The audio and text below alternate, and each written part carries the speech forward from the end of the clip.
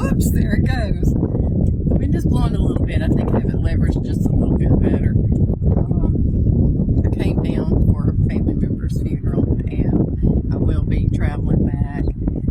And it's been just an absolutely beautiful day. There's so much going on everywhere. I came back. This is where I grew up, in this area. And they've got a lot of businesses that are closing. I was talking to another friend of mine that is also an entrepreneur. He's an artist, and I don't want to talk about him up here. I would love to interview him, but he's got all kinds of media that he's handling.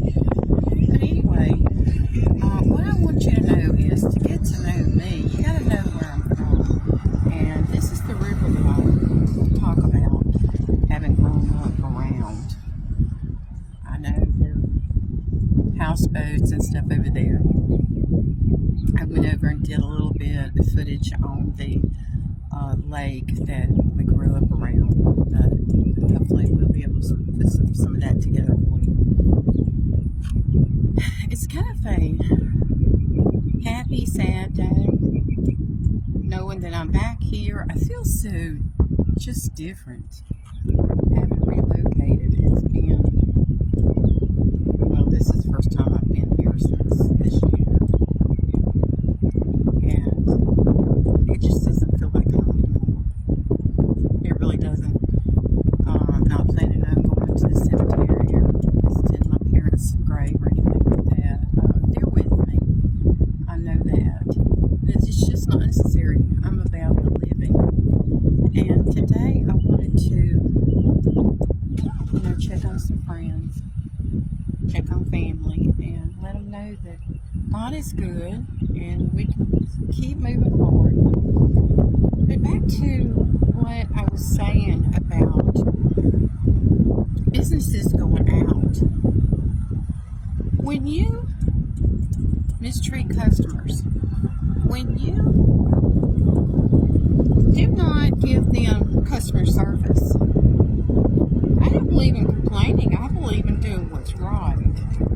And people just only take you for so long before they will no longer be your customer. And they will talk about you. They will. And then you will no longer have a business, because I do believe, and I was taught, that customer service is your business, no matter what you're doing. And if you're not good to people, they're going to make sure you find something else to do. Now, we have people that are saying they don't have jobs.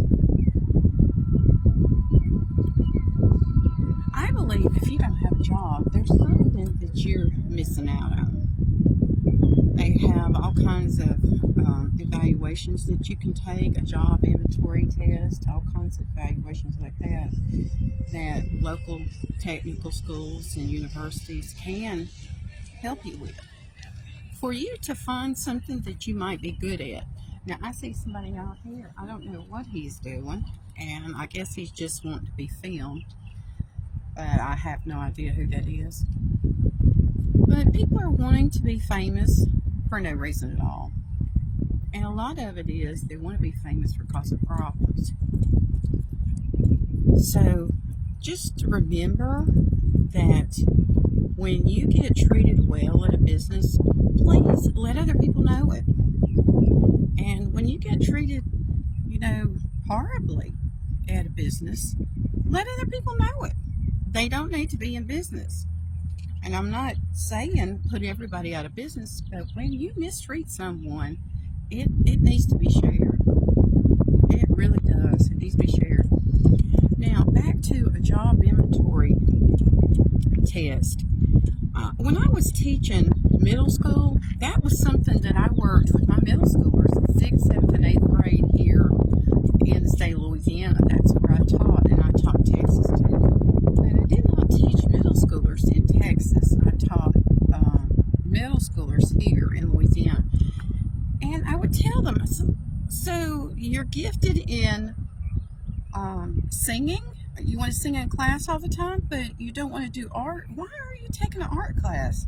Why aren't you in choir? Why aren't you in band? Why aren't you doing something like that?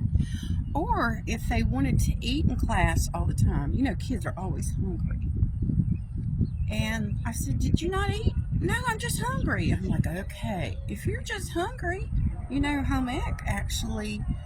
home economics actually teaches you how to cook. Would you like to learn how to cook?"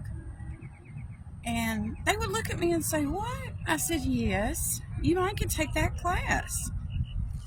Then I would have students that would come in and they would say, "Well, I'm thinking about going into business and I really like art. Could I be an artist?" I said, "Well, it depends on what you want to do. You've got to want to do it. You got to want a business to survive. You got to want to be good at whatever you try to do to support yourself." Now, we have people that are into, I don't know what that thing it was he was on, but if people are into that kind of stuff, there are YouTube channels. There are people that are interested in what can you do with that kind of thing. Can you get paid? I don't know. That's not my avenue. My avenue is helping people do better than they did yesterday. To know that, hey, it's not the end of the world. It's not. And I also want you to know that God is good even in the middle of grief. And I've been there. I don't have parents in this world anymore. I have role models that helped me through that grief period, and sort of like adopted parents, but not legally adopted. And they comforted me. They said, "Hey, you can be a part of our family. We'll include you in our activities." And I didn't feel real comfortable with that because I knew it was just putting off the inevitable. It was putting off reality that I was now the oldest in my family, and with my children and my grandchildren, I'm now the oldest. And we're going to have to address that we're not going to live forever. And that's where I'm at. I was thinking when I drove here, this is one of the nicest spots that I took my mom.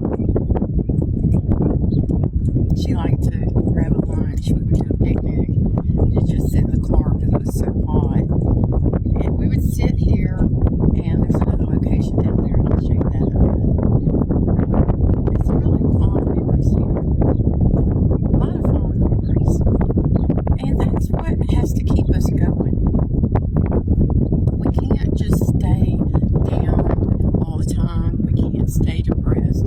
We have to remember that God is good. The sky is blue today here.